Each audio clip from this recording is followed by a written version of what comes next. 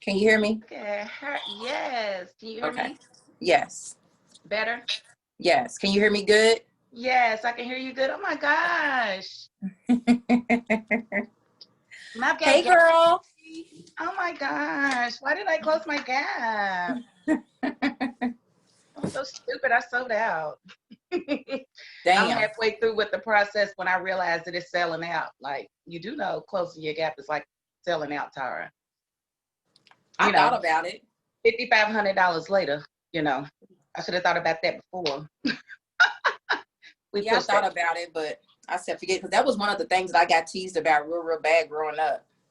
So that was the Now only look reason at that you. I thought about changing it. So once I let that sink in I was only doing it because everybody else teased me about it. I didn't have a problem with it. So Exactly. Your hair is just gorgeous.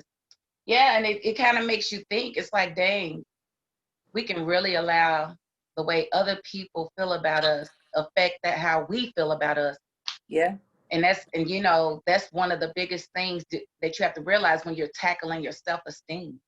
You have to make exactly. sure that it's what you feel and not what others have projected on you. That is true. Girl, but I always wanted to be an actress. I always wanted to be a model. And I just always thought that I needed to have perfect and straight teeth. And I just never really had the money to do it until recently. So, That's but then now I'm like, that is one thing. I finally talked about it to my friend the other day. We were just talking about how hard we are on ourselves. And I was telling her that the one thing that I still want to do is have dental surgery. Because growing up, my mom didn't believe in taking us to the dentist if we had cavities or anything. It was go to Park Duval, pay $12, have them pull your teeth out. So with that being said, as an adult, like that's something that really bothers me. And like I find myself doing things to make sure that I'm turned at an angle or talking a certain way to like listen, hide certain things. So that is one thing that I want to do for myself because that was something that I had no control over. But all of the other little minor stuff, the color of my skin, I'm not gonna be ashamed about that. My gap, not gonna be ashamed about that. My shape, not gonna be ashamed about that no more. right, Like, no. like all of it. And it's like, wait a minute, make sure I got my phone up. And it's like when you realize, it's like all of it, it's like they're gonna find something to say. Exactly. Like my friend, she does YouTube, and she has all these fans that just love her, but every now and then she gets that one person in there. Oh, well, Mm-hmm. you have a big nose. And I said, baby girl, I said, if it was Rihanna doing the YouTube, you know what they tell her? She got a Mm-hmm. big forehead. They gonna Yeah, always find something to say to you, that is try true. to knock you down. So that's why you have to always be working on yourself, working on doing exercises with yourself to make sure that you're loving you. Like Mm-hmm. making sure that you are being honest when you say I love myself. Yep. Because when you're honest, your actions show it. Mm-hmm. You don't let somebody walk all over you, whether it be someone you've been with for 10 years or 10 days. You don't Mm-hmm. let someone walk all over you. You don't, allow negative opinions to affect how you feel about yourself. And it took me so long to get there, but I didn't even know I needed to go there. It was like Right. it'd be different if somebody would have said, hey, let me holler at you for a minute. Yep. Closest I got was my granny telling me everybody ain't gonna like you. And Mm-hmm. everybody that laugh and grin in your face ain't your friend. That's The true. closest I got, but acceptance is like Mm-hmm. so underrated. Yep. It's accepting yourself. Like I love to do these self-actualization exercises where I ask myself, like I have a situation on the internet, because I'm very brass. And I've noticed lately I've been really, really, really brass and really mean to an extent. And I think it's because, I've got outside issues Mm-hmm. stressing me the heck out. And I have to do these things where I say, okay, Tara, what were you in that moment? Right. Don't worry about what nobody else has to say. In your opinion of yourself, were you being fair? Were you being rational? Or were you just being a bitch? Right. Because there's a way to say things and there's a way to do things. And I have found myself being the latter. here lately. So I'm been trying to just stay back off of social media because I don't even realize it until I've already done it. But, you know, I'm dealing with a situation where my husband's health is failing.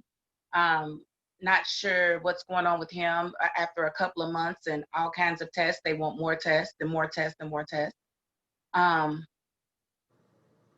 And he's like declining to a degree that making it from the couch to the table is a lot. You know, so it's hard to deal with, especially when you don't know what's going on. And then people want to say stupid stuff like the whole Breonna Taylor. Yeah. It's like now they don't want to talk about it no more. You know, the naysayers, because all the facts are coming out and they realize how much these cops really lied to try to cover up this. Now they don't want to, let's not discuss it anymore. I'm over this. Yeah, now you're over it. It's just getting started, boo. So I know that I am in Connecticut now, and you are there in the thick of it in Louisville, and I have seen you at the protest. So where is your feeling on where it's going from here when it comes to the Breonna Taylor and getting justice for her? Where it comes from, I feel like it all is right now is I'm finding it for, and I can only speak for myself. I'm trying to stay out of all of the facts of everything and still look at what the bigger picture is. If they lied, if her boyfriend did have something to do with it, if he didn't, I cannot concern myself with all of that. And I told my daughter the other day, do not fall down that rabbit hole of trying to figure out what is fact and what is fiction, because the bigger picture is still the same. No matter what comes out, happened, and who said what, no matter what truths or lies are told in that story, the bigger picture is still the same. So now for me, it is a matter of trying to literally stay safe every single day. It's not as bad as it was. Like, we've always had killings and, you know, all of that. But it's like right now, I feel like as a Black person, as any Black person, you are a bigger target than what you were before all of the races were being exposed. Teachers, doctors, nurses, neighbors, you know, we are a bigger target right now. And I live in the West End, and I'm noticing a lot more white people buying homes and moving in, to where living in the West End, I could have chose to be afraid of every Black person down here. I could have chose to be afraid if I was gonna get caught in a drive-by. I chose to not concern myself with that stuff. The more you feed it to yourself, the more it becomes real for you. And keep in mind, I live in the West End, in the deep of it. I have never feared living down here like that. I tell you what, these last couple months, all the white people I see moving in down here, I fear living at home. You know what? And it's crazy. It's very crazy. My mother still lives right there at 41st and Main, between Main and Duncan. And there's a house like a block over from her that was for sale. 2-bedroom house, $132,000. I said, you have got to be kidding me. It was nice. Don't get me wrong. It was absolutely nice, you know, looked like it had marble, you know, counters or whatever. You doing all that in the West End. Why? I don't know. But it was nice for a 2-bedroom. But come on now. That's way overpriced. Like the last time my mother had an appraisal, I think hers was around 75, and she's got a 2-story. And it's, you know, it's 2 bedrooms up top and a bathroom and I guess you can say a den, living room, all that. It could be a 3-bedroom, but it's really a 2. But come on, this one is going to be twice the amount of hers. No, I said that is a sign of gentrification in our face. I said, however, you have the opportunity, if you love the West End so much, then you can stay here. Your taxes are going to go up just a little bit because the property value of your home will probably go up. But you can also sell and leave all of this stuff behind. You know, you don't have to stay in the deep West. It's like, I want my mother up here so bad, like so bad. I want her in Connecticut. And I want a lot of my friends to come up here and see life somewhere else. Because, you know, we've taught ourselves that, oh, there's violence everywhere. And, you know, you can't get away from it. And it is, you know, to an extent. But when my city has had, I can use one hand in the 2 years that I've been here to count the murders in my city. It's not like that, you know, and I just want people to understand You're going to have higher crime rates when you have more diversity, because crime follows poverty. And we know that the systems in this country keep Black people and brown people below a certain level. You know, they got a certain percentage that are going to buy into the welfare system and say the Section 8 is the best thing since sliced bread. You got your other demographic. You got one small percentage of demographic that actually makes it to the millionaires club, you know, and then you got the people in the middle, and it's like everything is like an equal balance. And so when you're living in a more diverse city with more Black people, understand that there are going to be more weapons formed against them to keep them in a poverty mindset, which leads to crime. You know, crime correlates with poverty, and with COVID-19, a lot of people aren't working. So of course the crime rates have gone up all across the country because people are desperate. They are doing the worst types of robberies. You know, carjackings are up, you know, face-to-face strong arm robberies, you know, everywhere throughout the country. So I fear for everybody in the West End, especially my mama and my daddy. It's like, and their dogs, and my sons, you know, because 2 of my sons are still there, you know. So, but we just need to come together, like, on a great accord, and realize that there's a bigger picture out here, and it's now. It's not going to be tomorrow. It's right now. It's right now, and it's all just come to a head. And these people, well, protesting is one thing. Looting and rioting is not a part of protesting. Tell me what will work then. Exactly. You can't tell me what won't work if you can't tell me what will. Full stop. You know, I'm not about to riot or you know, loot. It's not my thing. I'm more of a at-home, let me help y'all with the fun type of person. Yeah. I will go and stand up and march and protest in that way, but I'm not about to help ruin somebody's business. I don't care whose business it Listen, is. I got bad knees, so I ain't gonna be able to hop over people and run too fast anyway. So I don't want to hold nobody back. Y'all gonna do y'all thing. I ain't trying to affect, and, you know. Yeah. I got come bad through. knees. I got French toast going in the morning. That's what I got for you. I got you. Exactly. Because for me, I'm like, I mean, I definitely, when I went down there, when I was in Louisville, when I had to film the movie that you were supposed to be in, that you kind of ruined my movie not being in it, but whatever. The person who wound up playing your character was like a nightmare to me. Like, she was like literally the worst person I've ever had to deal with in life. So said person messaged me. Did I tell you that? Said person messaged me and was like, well, I'm not doing it anymore, so you can have your part back. And I had to check said person. Said person was checked. First of all, baby, let me tell you what I don't need is a hand-me-down for nothing. Let me tell you that. You're in that part because our schedules didn't work. So don't flatter yourself. Right. You know? And see, you did not have to message me. That is part of the problem. You know, that right there is part of the problem. And it's like, I have all the footage. It's like, you can't deny what you were to me because I have the footage. All this favoritism you saying I gave to other people is not true. Doesn't even make sense. Well, she's like, well, I want you to treat me like you treat everyone else. I said, well, everyone else knows they're lying.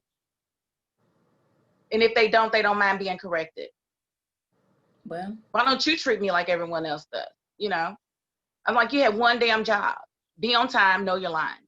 And even if you don't know your lines, take direction so that they can be fed to you. I don't like to work that way. I don't work that way.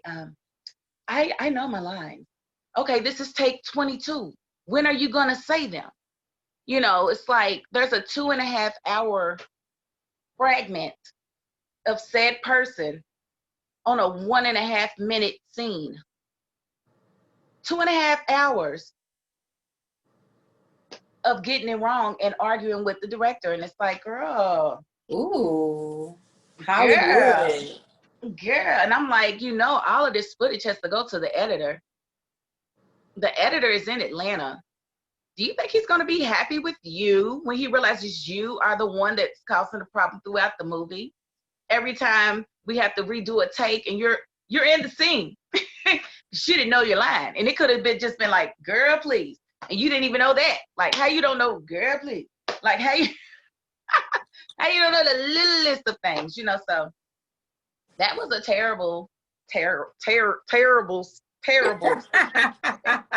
said, but I knew it though. I knew. It's like she was already giving me diva vibes. And I just, like the very first meeting that we had when I cast everybody, I was like, nobody is more important than the next person. Not me, not you if you get booked as an extra. Not you if you get booked as an extra. Not him as a cinema photographer. Nobody is more important than the next person. I mean, the club scene is going to be crap without extras, period. Everybody is important. So I don't want anybody coming on set like they're way up here and somebody else is way down here. Right. When I find out she was dropping bombs on everybody, just like trying to make females feel bad about themselves, or I wouldn't wear that. Why do you wear that like that? You look a mess. It looks like, I'm like, why didn't anybody tell me? This was on the first day of shooting. I'm like, I could have replaced her. I had plenty of other people that could have played that part. It was a principal role, but it wasn't so demanding, you know, that I couldn't have found someone else to do it. And it was just, girl, it just came to a head, and she didn't finish. She had 2 phone scenes left. She didn't do those. So I'm going to have to do a voiceover for those, you know, she just won't be in the scene, but her voice will have to come through because those things are critical to the movie, but that's an adjustment I have to make. And I said in the email, contingent on you finishing your scenes, you will get 3% back money. She killed herself on her back money because she didn't finish her scene. She wanted to argue about something that had happened 3 days before. I'm like, baby girl, we are headed to the location to film your 2 phone scenes. All you have is 2 phone scenes. Just finish it. I want to talk about this. No, but no, there's nothing more to talk about. I stayed up all night thinking about this, and you know, that's how I know you crazy. That's you stayed up all night. She's an Aquarius. So yeah, that's what we do. Baby. Ooh, when we feel like we have been wronged, maybe we wasn't, and maybe we were, but when we feel, we own it. We thinking and overthinking and then overthinking what we overthought. We in it like crazy. And it's like nobody can tell her. It's like everybody was telling her the same thing. She was falling out with this one and that one and this one and that one. And it's like, dog, it's not everybody else, it's you. Yeah. And then I found out that she had this problem on other movie sets and got put off, like lost roles because she was doing this. And I'm like, you gotta be humble out here. I don't know. All of that beauty. Like, she is so beautiful. Keisha, beautiful. Like, she is. I literally told my husband before we started filming, because I loved what she was giving me as far as her energy. I said, if I do my life story, I think I might want her to play me because she's built the way I used to be built. And she's just pretty, you know? So I was like, I wish I would. Listen, I wish I would. That's how much I respected her at first, you know, and then I found out what. People that haven't come out of anything, that's all they are, is that outer shell. Like, you have got to be a person that's been through some ugly shit to appreciate how much being humble really means and how much it comes off to other people. Like, I'm 37, and for the last couple of years I've had, and it means a lot to me when other women come to me and they appreciate how they feel when they around me. They feel lighter when they leave me. Because I can tell you, some years ago, I wouldn't have thought anybody would have. I ain't feel that way about my damn self. So just being humble and really growing and wanting to be a better person, right, outside of everything else, every day, it shows. If you just walking around here like you got it all figured out and you got it made, that's like a person coming to me in spirituality telling me that they are healed. If you're healed, we cannot be friends. Because I know healing is an everyday thing for the rest of your life. You gonna sit here and tell me at 30-something you're healed? I don't want to fuck with you because you got it all figured out, and I want to go my own way myself. You ain't leaving no room for improvement. None. Zero. And I always sit there and, like I said, my self-actualization, I definitely, because I find out that people really listen to me, and I feel like with that I have a responsibility to practice what I preach. And so I'm constantly asking myself, especially after a little spat, was this you or was it them? And like, one thing that can set me off, girl, I would go from 0 to 100 real quick. Yep. Is when you bring up my white husband in a conversation that ain't got nothing to do with him. Like, he wouldn't have said nothing ignorant the way you just did, and he is white. You know, they act like he's a right winger, like he's a Trump supporter or something. He's more liberal than I am. He believes in more for people than I do. So, well, you shouldn't be speaking on this. Your husband's white. You know, they say that, like, okay, but am I still in danger if I get pulled over by the police? Like, this, he saved me from being shot or killed by police. Like, why is my opinion no longer valid? Right. It's like, that privilege, excuse me, only lasts at the hospital. Like, when I go to the hospital and my husband's with me, oh my God, treat me so well. Mm-hmm. They treat me so well. It's like, oh my God, this is your husband? Oh, there's a white man that is concerned with this black woman. Someone make sure she's not hungry or thirsty. Someone go get some towels. Do you need a blanket? Are you warm? Are you cool? Is there anything we can do for you? I'm like, what is this? I never been treated like this before. Now it's like, my throat hurt. I'm not going without you. And if you can't go with me, David Cooley, then I'm not going. Right. Because it's like, the treatment is different. And it shouldn't be that way, but it is. It is. And so, I don't know. Yeah, I have to have him with me. And that is like a requirement because I'm not dealing with it. But yeah, girl, that was a, whew. And I wish her well. I do. And, but then to find out, I mean, she was, girl, like, to be a black woman trying to start something big. And my whole thing is, like, Dirty Corleone is my EP. He's my executive producer. He's the one that Shout out to Dirty. Shout out to Dirty. And I was telling him in the beginning, I was like, well, how does back money work? Because I don't know. I've never been in a blockbuster that would even think about giving me some back money. I've been in a Kevin. I don't even know his name. It's probably not even Kevin. It'll come to me. But I've been in a movie with Nicolas Cage. That's the thing. Mm-hmm. But you couldn't see me unless you squint it and you pause your TV and you look really, really hard. You was there though. I was there though. I said, David, we see your car more than we see me. It's fine though. This car stood out like a sore thumb, but dang. What was I? Talking to Dirty Corleone about back money. And I was like, he was like, well, normally, you know, the executive producer, the director, sometimes the sound engineer, and maybe your main two characters might get, you know, some back money, 3% or less. Man, so I give this nigga my money, and I'm waiting. I'm like, bro, why is it taking so long for this one burger? I'm like, bro, what's taking so long? He was like, oh, we just dropped burgers. It's ready to be 45-minute wait. Nigga, give me my money back. You should tell me that before I gave you my card and paid for my burger. What? You better go get that burger you paid for it. I got my, they supposed to be put my money back on my card. You might as well just go back up her. That's my daughter. She want a burger. You might as well just go back up her. It's going to take them about 3 days to give you $5 back. See. Trying to support Black. Trying to support Black. Yeah, we gotta have it right now. Right now. Sure.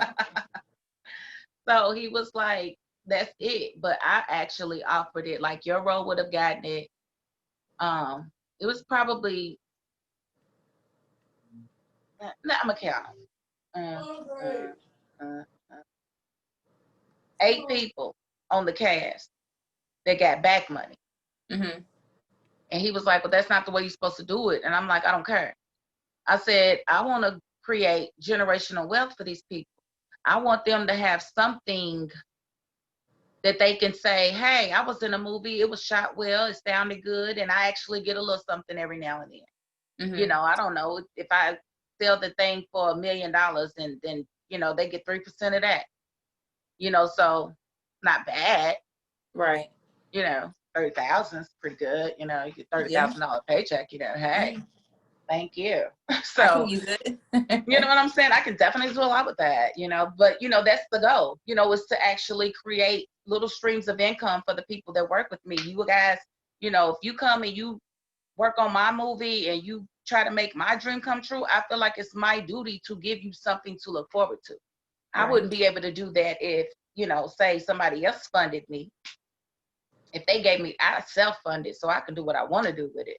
You know, I might have only owed maybe 12% in back money, but it's like more like 40 now. But I'm good with that, and I'm like, and you're only getting it if you give me your tax information, because what I'm not going to do is pay taxes on your money. You are going to be required to do that. I will send you a 1099, you know, so I will need information for that. But other than that, yeah, they'll have a stream of income coming in that maybe they wouldn't have, and they only needed to dedicate 1 week. That's why I did it like all in 1 week, because I didn't want people not being able to make it or dropping out or it's taking too long, or because I've been on those movies where we got almost done and then the main character quit. And so we had to start all over. I wasn't dealing with that, because I've been ready to fight somebody. Like, hold up. You don't know what I spent. You don't know what I spent. So, you know, so I definitely got a few more scripts. I got one that's like in limbo that's being sold. Other people financing it. It's a lot. It's a lot. It's a heavy script, but waiting to see what that one does, and waiting to see what Starstruck does, because if Starstruck does me right, then I can go ahead and produce my third film by myself. If the second film, if they come back with the check they're supposed to, I can produce the third one by myself. I just need one of them to shake, because I don't think my husband is going to finance another movie for me if I don't bring something in with the first. I got, baby, the first one was a dud. Can you give me some more money? I'm not going to do that to him. It'll happen. But Starstruck is definitely, like, I cannot wait for people to see this movie. And you read the script, you know, I'm very excited about it. And then the characters, they just pulled so much out of it. It was just, I was very, very, very happy and excited. Well, that's amazing. Yeah, you ruined my movie, though. You just gonna keep on laying it on me. You ruined it, man. No, but I told everybody who was supposed to play that role, and they was like, she would have been so bomb. I know. I asked, she was cast and didn't even have to ask me. I know, but I was looking for humble people, beautiful people that I knew would complement each other and wasn't going to come in with the bad energy. She was the only one that I knew. I had clues beforehand, and I ignored them. Like, are you being a hater? You know, so because you know how you get a vibe, and it wasn't anything particular they said, but the energy just made you feel away. And so I have to be cognizant of that. Like, sometimes, honey, you just feel that way, and you might just be being a hater. I feel like you can't. We say, I don't like her. I don't know what it is about her. I feel like, okay, you a hater. And I had that moment on a conversation yesterday, talking for this podcast, and Janelle Monáe came up. I don't care for her. I don't know why. And it's nothing she did. I mean, she's beautiful, you know, but she irks my nerves. I don't know what That's it is. wifey. I see, everyone loves her, you know, so I know it's me. And I'm like, am I a hater? Does that make me a hater? Oh my God. But yeah, I mean, I you know, respect her beauty. I respect her talent. She just irks my nerves. I don't know what it is. And maybe I need to see her again. I don't know, but when she first came out, I didn't really gravitate to her, but after I seen her in Moonlight, I fell in love with her.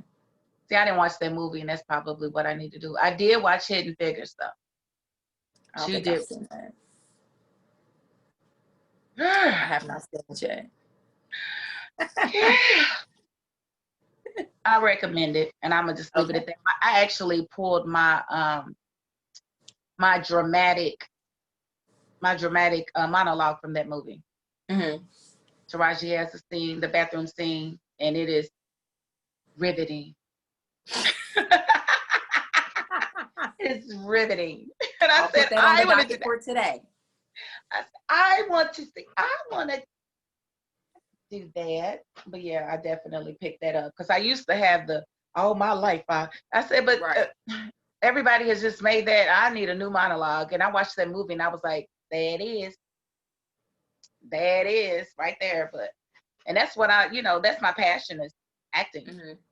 So have you done any acting, or is your base mostly modeling? Yeah, I can't say that I've done any acting. No acting. Other, the closest thing to that would be me hosting gigs. Right. Because truth be told, I am an introvert. So when I go to host gigs, like that's me putting on my like alter ego self. Like that's me Right. putting on the Pisces / Libra, depending on how late I have to stay out to host. You might get a lot of Libra, a little bit of Pisces, but the Aquarius, which is my sun sign, my actual sign, I like to chill out, be around close friends. I can cut up with them, but when I'm just out in a mix of people, kind of just close off a little bit. So, see, and I'm weird because it depends on the people.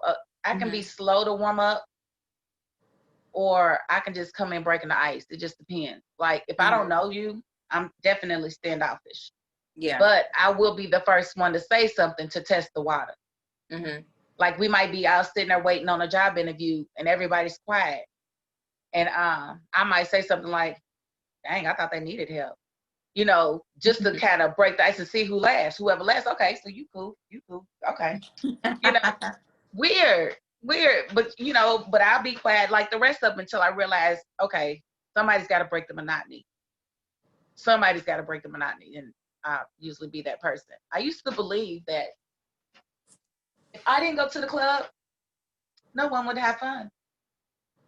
Because I would start the dancing most of the time. Like everybody's standing around with their drinks or whatever, sitting back like this. And I'm like, that's my sound move.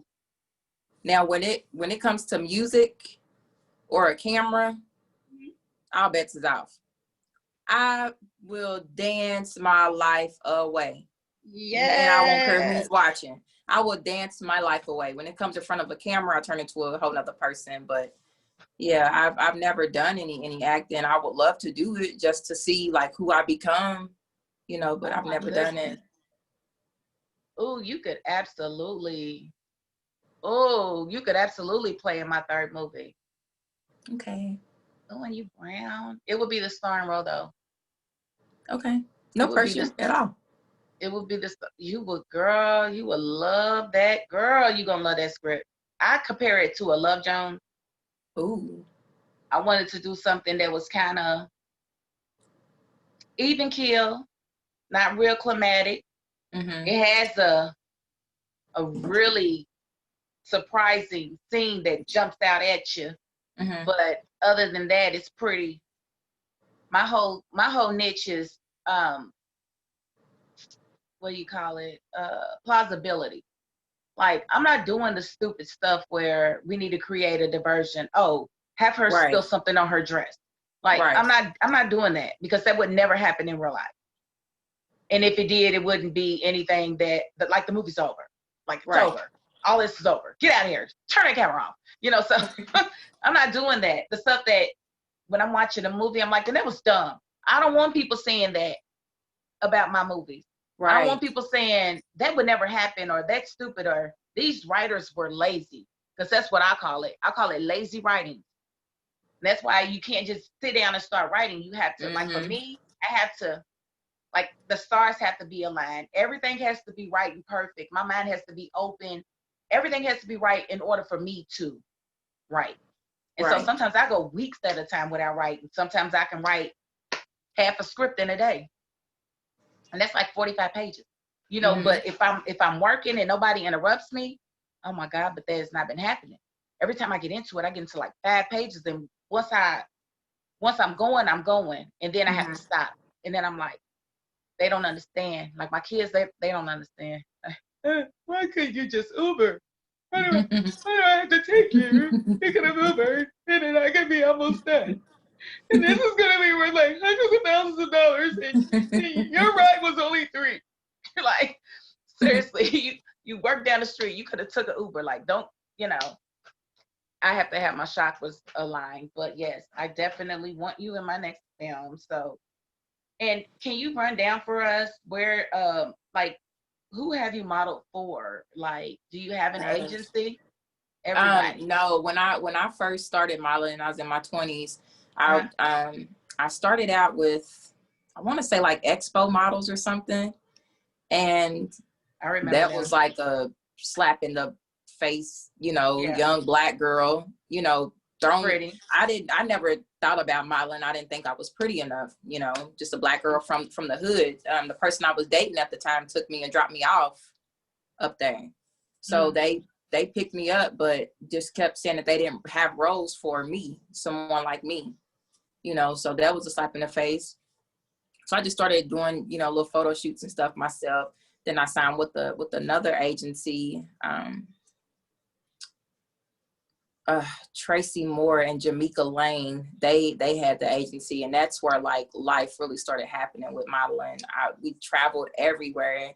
I modeled so many places for so many people, just traveling just everywhere. It was so beautiful because growing up the way I grew up, I never thought I would see outside of Louisville. So when I just took a chance on myself and tried to see what they seen in me, just to be honest, I still didn't see it. I was just like, okay, if they want me to, do these photo shoots and I make money, I'll do it. But I didn't feel it about myself. But I did a lot. I had a lot of fun. I met a lot of people. I met a lot of stars. Like I was in the midst of like hip hop royalty. Like it was so big and just so crazy. But I've, been published in magazines. I've even written for magazines. I've interviewed, stars and rappers and all of that stuff. So I've done a lot. So the game got really, really crazy. A little bit too much for me. Again, I'm from Louisville, Kentucky. So all the fast stuff and all of that, it just got a little bit too much. So I stepped back from it. And now it's like when I come out to model, it's for myself.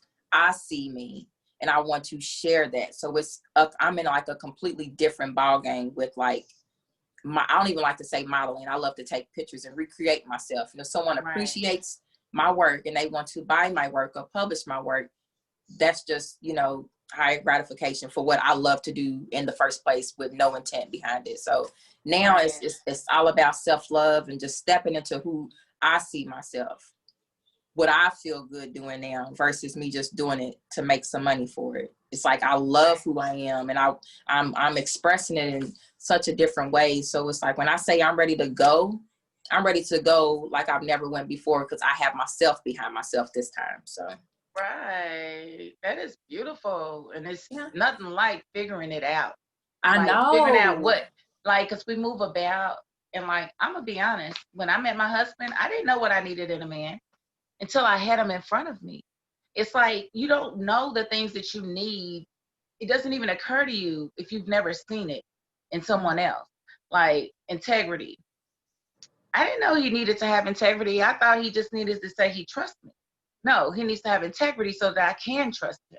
So, he needs to be trustworthy, things like that. And so, so I definitely get it. And when you come into that realization, like, bam, oh, wow, no wonder I was never going to find him because I didn't know what to look for.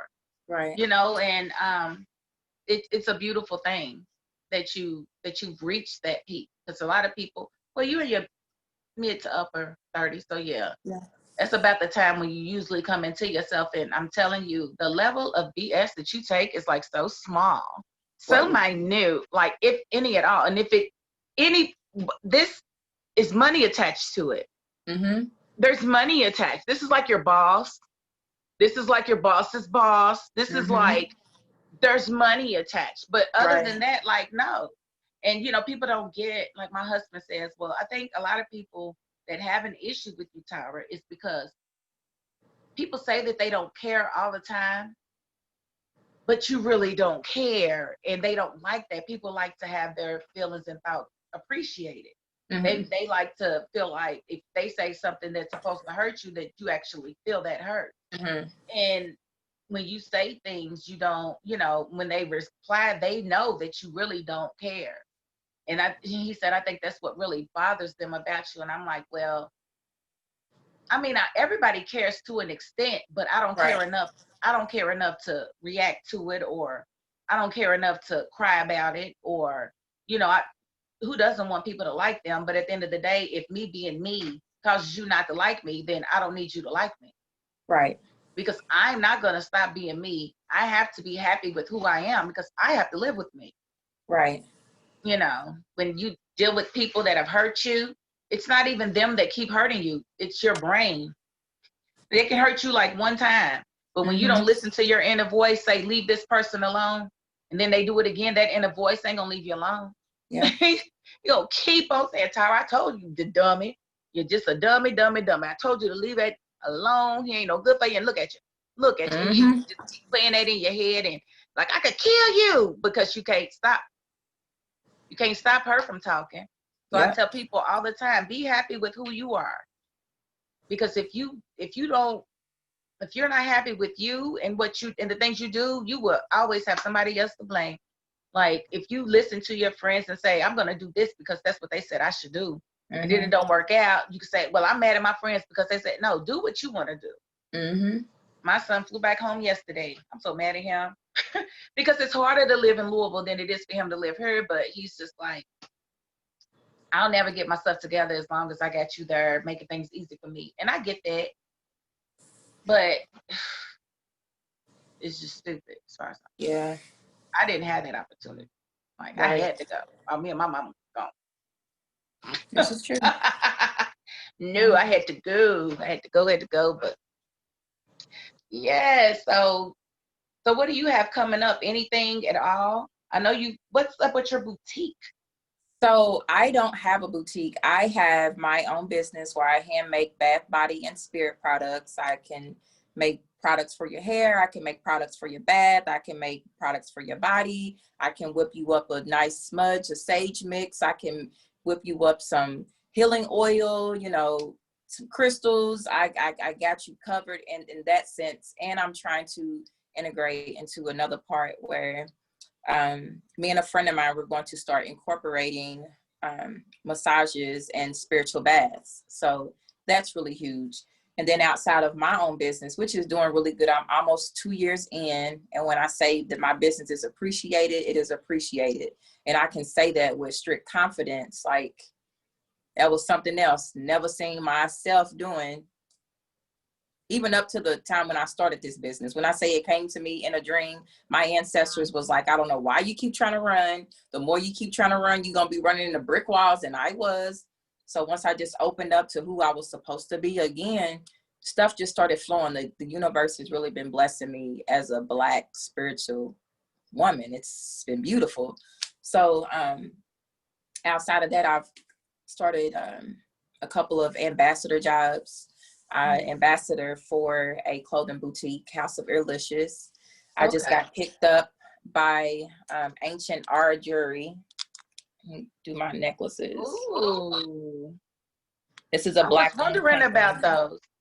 Yeah, you're gonna have to give me their information so I can put it in the description. Yes, a Black-owned company based out of New York. Yes. Okay, so we definitely will put them in the description so that they get a shout out. Yes, I just started with them a couple weeks ago, and I just reached out to them. I love their work so much. I'm like, yo, y'all Black owned. What y'all stand for is amazing. If you need anybody, I want to be one. And they finally reached back out to me. We've been working for a couple weeks now. And so we're moving into our next project together. So that's amazing. And I just met with the beautiful Ray Shonda,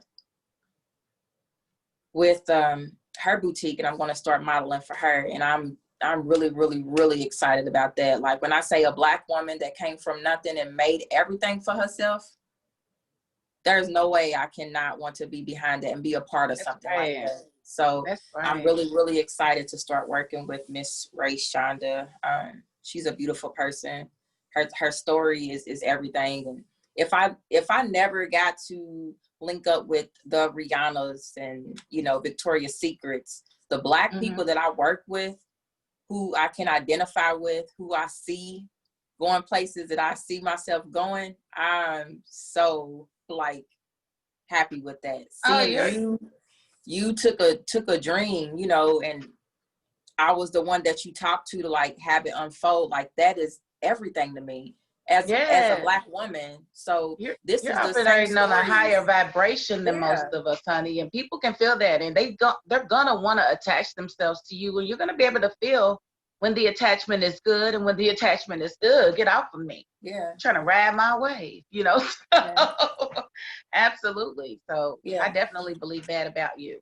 Always. These are the same stories that you see the Taraji P. Henson stand up at the Grammys and tell, you know, so we creating our own stories right now. So whatever path we're all meant to walk on and link up on, I'm blessed to be there, whichever way I am. So that's it. Cause girl, I definitely appreciate what you bring to the table. And the like your earthiness is just like, it's so neo soul. You know, it's so Erica Badu, you know. that's so funny because it used to be Boosie and Plies all day. Girl, it can still be there at a certain time of day. What time is it? What? Oh, okay. It ain't time for that. My bad. My bad. I found balance. Girl. Yeah, you got the fact. You know, I'm a Libra. That's my moon sign. Yes, I'm a Libra. I have Libra in my chart. I got to definitely. I think I'm Libra, Gemini, Libra. Oh. My mama's a Gemini. So one of them is a Gemini. It might be the last one. Might be Libra, Gemini. But yeah. So, and I said, well, my mama's a Gemini, so maybe that's. And my mom's a Libra. See. So I'm Aquarius, Pisces, Libra. And it makes perfect sense. And it took a long time for me to accept the Libra side of me because of the relationship that I used to have with my mom. Mm-hmm. But our relationship has really grown into something that I can appreciate, you know. So I'm more accepting of that Libra side and understanding what that Libra role plays in my everyday life. So once you really get sick of your own shit and want to be better, you really start to put everything into place. So I accept my Aquarius standoffness, closed offness, badass boundaries. My Pisces, I love everybody. I want to see everybody win, and I'm gonna go so hard for the broken Black women. And then the Libra is like, fuck with me if you want to. So basically, the Libra is what helps you get up there and host. Absolutely. She'd want to tell you, they could try it if they want to, but they could never. You know, and I feel like every woman needs to say that to themselves, like, and love who you are. Because you don't have to have the flesh. He don't have to wake you up. You know, your energy is still going to move when your flesh is still. So, and you'll be able to see your flesh, and then you're still, your energy is still there. I spoke with a psychic a few weeks ago, and she just kept saying, oh my God, your aura is so beautiful. Oh my God. Oh my God. And I'm like, I want to see it. I want to see it. I do want to see it. She's like, it says that you're giving and you love to see people succeed. And I'm like, man, if you knew my business plan, which I'm working with a lady on my business plans, actually, because I never thought it was going to, I always come up with these brilliant ideas that I don't have the money to fund. But then I have somebody who may actually have the money to fund them, and they can take the ideas and run with them for all I care, because they're going to help our people. At the end of the day, I don't care who does it. I'm one of those people. I throw it out there when I know I can't do anything with it, but somebody else might pick it up and do something with it. And I'm just one of those people. I don't care. You ain't got to shoot me nothing back. I'm going to get satisfaction seeing people help, seeing people prosper, seeing my people actually get it together. Like I tell people all the time, I just feel like they would take care of the neighborhood better if they own the land. Yeah. If you own, just like you don't treat a hotel room with the same class as you treat your bedroom. It's a hotel room. This is true. Same thing with a rental car. You're not gonna treat it the same way. You don't care about that spill a little bit, you know, because it's just the rental, you know. But with your car, it's like, you got something in my seat, you know. It's different. So same thing with your homes. If you actually own the land, you're not gonna be okay with people littering and, you know, bringing down the value of your home. And I have all these plans to get people to be homeowners without having to go through a bank. It just would take some capital, you know. And so I told this to this lady, and she's what they call she's working with a reparationist. She's a white lady that has come to the realization of her own privilege and wants to pay reparations to Black women in Louisville. So trust me, I'm definitely working to help as many people as I can, because when they start asking me who, I have a whole list of Black women that need funding. Right. Like, what would your business be like? Just for instance, if you could get like 15,000 or a space donated to you, or space donated to you. You know what I'm saying? Donated for you to a regular job. When I started my business, I was walking in fear, because I'm like, how am I going to pay all my bills, take care of my kid, get gas, and fund a business? And I'm still doing it all out of pocket. But that's because if I don't invest in myself, then the universe is not going to invest me. You know, it's not going to bless me with investments. They have not come yet. I'm not giving up on it. I'm not going to bend my back for a handout. Whatever is meant for it to bless me is going to bless me. But maybe it will help. Absolutely. And that's what I say. It'll help a lot. And she realizes, like, a program realizes that a lot of the opportunities that she was afforded, we would never get. And, you know, it's just kind of reconciling that. And she said, I said, it's really not, because, you know, some people look at it like, oh, you have white guilt, whatever. I said, I don't know if it's white guilt. It's just, you realize that that a lot of things are wrong and you want to fix them.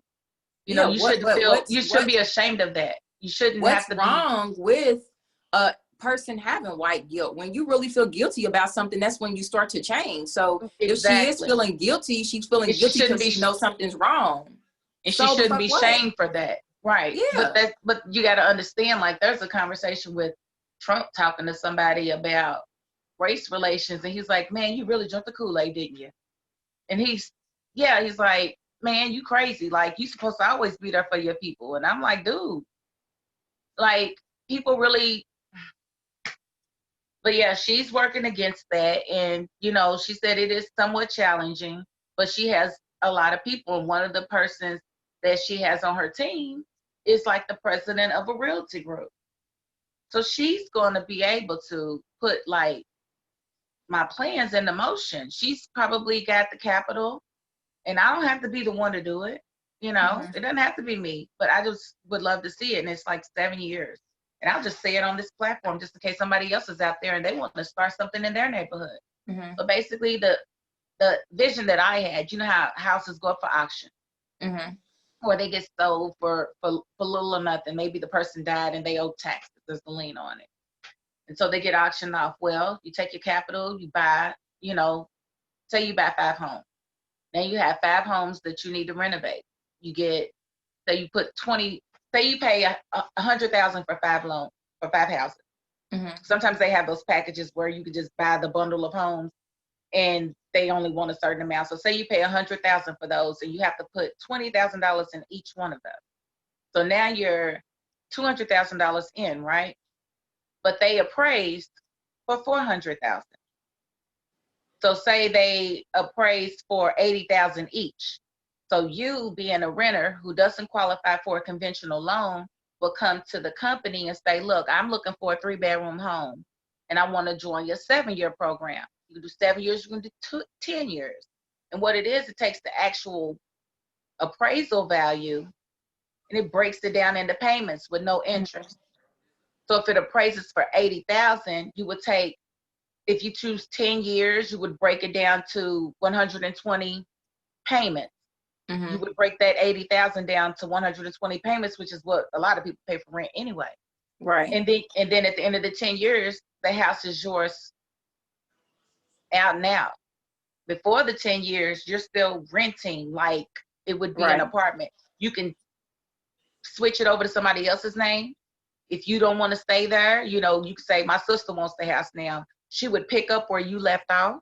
Mm-hmm. But if no payment comes in, you would be evicted just like anybody else. You would have no stake on the home at all. So, and in essence, the company is still making $40,000 because they only paid 20 for the house. They put 20 into it and they sold it for 80. They just aren't making 180,000 on the house like banks do with bank loans. Like you pay so much in interest, it's ridiculous. But that's how, you know, that's why it takes 30 years. And you really aren't paying down the principal until like the last 10 years. Like the first 20 is like it's like so much interest. And that's why they say you need to pay extra money onto your principal to kind of bring down the amount of interest they can charge you, because they charge you based off of what your principal is. And if you're paying on your principal, like I tell people, don't pay your house note 5 or 6 months in advance if you don't have to. You can pay your house note on time, but if you got an extra 5 or 6 months, put that on the principal, because it is eventually going to trickle down to your payment. They're going to drop because they're not going to be able to charge you the interest that they've estimated because your principal is dropping too fast. So it's really true. They say if you pay one extra payment in 15 years, every 15 years, like once a year for 15 years, you take 10 years off of your loan. It's something ridiculous that because of the way it comes down. And I'm like, yeah, that's what we'll be doing. But, you know, just to get people on and if you can do that, if you can do, like, it's people now that have homes that they could actually do that program if they wanted to get more people. That's bypassing the bank all the way around for the person that's trying to rent. So she loved that idea. And she's like, she's going to run it by the lady. And I'm like, yeah, that's going to help a lot of Black people become homeowners. Because a lot of the homes in the West End don't even appraise that high. So it's a thought. I said, and you can pay it off early if you want to. I said, and then when that person gets the deed, it's up to them. They can take out a full cash loan on the home and continue to pay a mortgage, but have money to start a business, have money to, you know, whatever the case might be. I would love an opportunity like that. You know what I'm saying? So, but if I had the capital, girl, and then I got another program that I'm starting, and it's, you know, inspired by Nipsey Hussle, and it's basically helping people figure out their niche, because I feel like God gives us all a gift that we can sustain ourselves with if we use it. And some people don't know what their gift is. They don't, or they know they have a gift, but they don't know how to monetize it. So my program would actually have them come in and, you know, I talk to them, or counselor talks to them to see what they like, what they're into.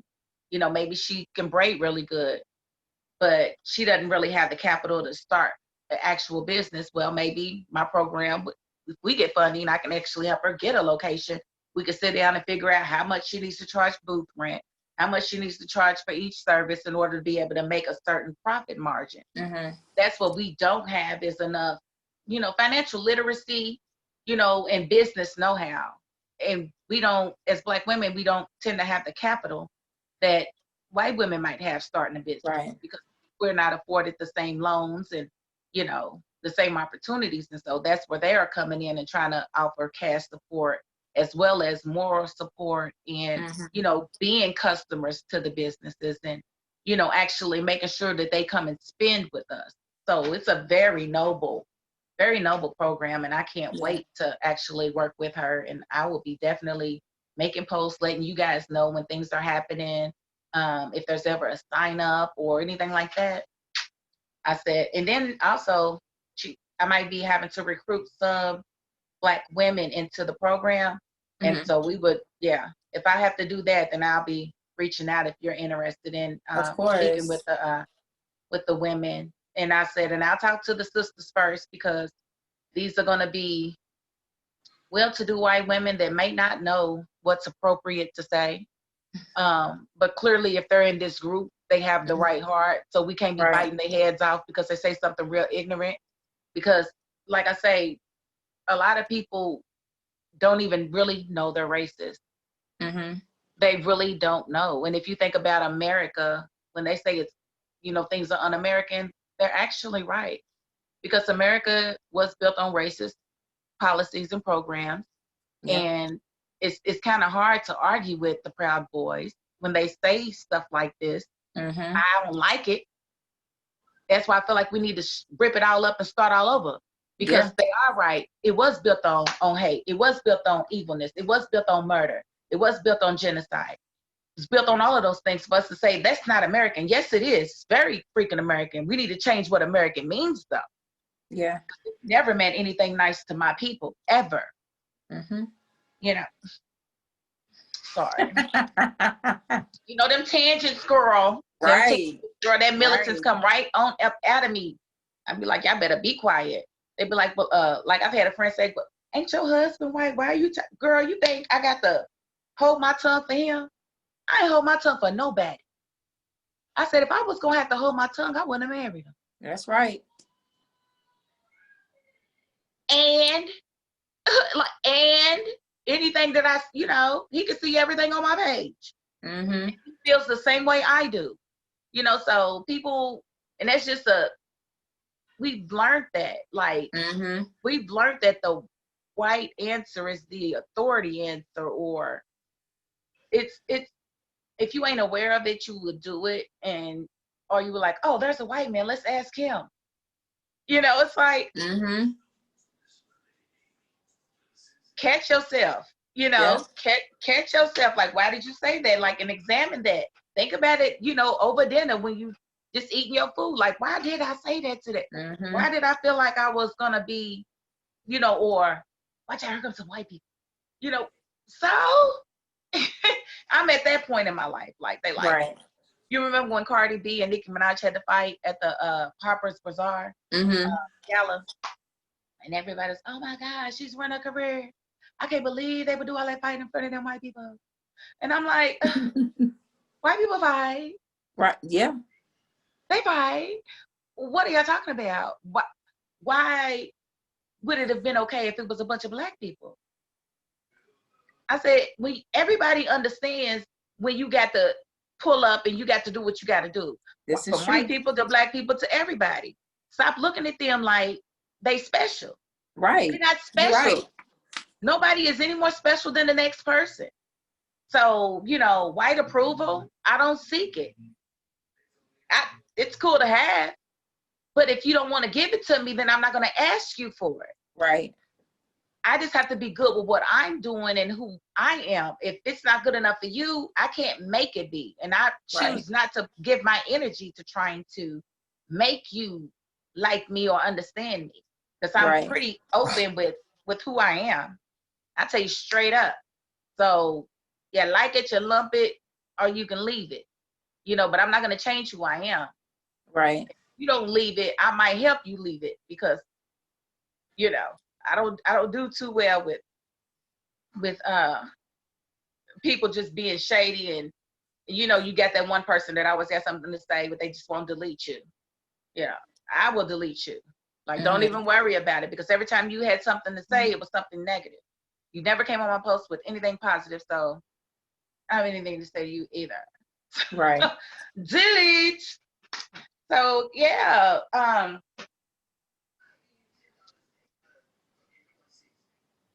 high. I'm in this thing, girl. It's my medicine. Oh. It's my medicine. It's 70%. Yeah, girl. I need to find the charger for mine, because I don't know. This is disposable, and I've had it for a few weeks. And I got another one that's green, and I got another one that's purple that I ain't even been using. And so since my son is gone, then I probably won't go back to the dispensary for a little while, because I still got some green, but I can just hit that and not have to worry about rolling up. And but then I get stupid stuck. Yeah. I be like, at least with a blunt, I know what I've taken in. These vapes, you don't really know. You be has the coin. So, was there anything, do you want to talk about relationships or anything like that? Or you? We can definitely talk about, hold on, give me 1 second. Okay.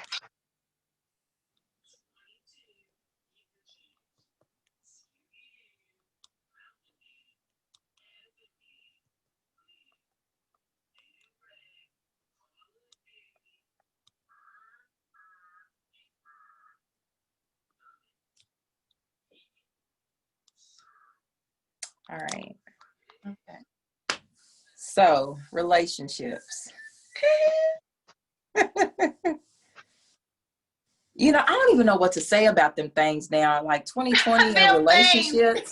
Them things. Like, Yeah, it killed me. I don't even know what to say about them things these days. Girl. So for me, I guess I don't want to say traditional because I don't think I'm traditional, but I do believe in monogamy. I can be honest and I guess say that I don't know how to date the way everybody else is dating now. Like, it's really weird.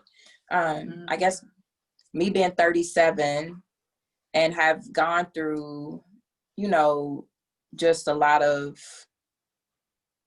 shit, you know. I think I've been a cheater. Prerequisite to being a Black woman. Give me 1 second. Let me go get my charger. Give me 1 second. Okay.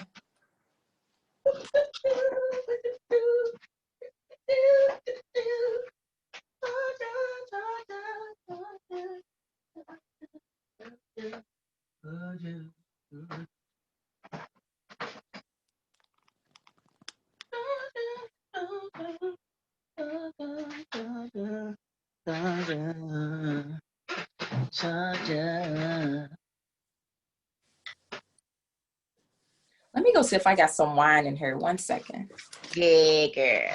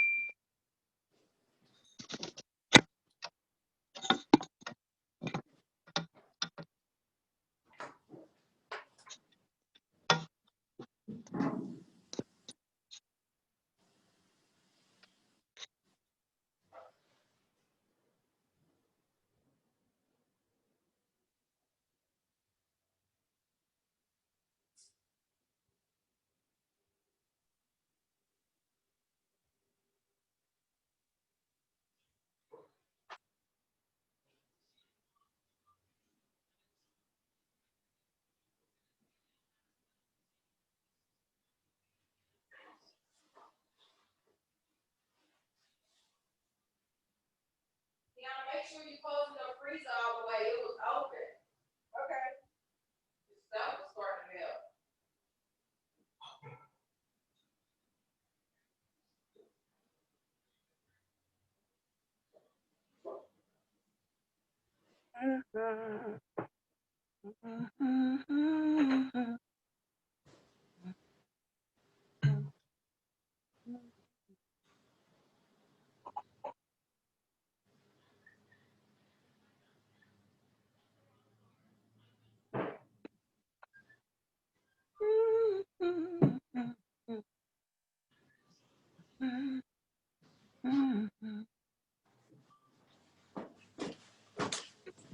Yeah, they did. My bad.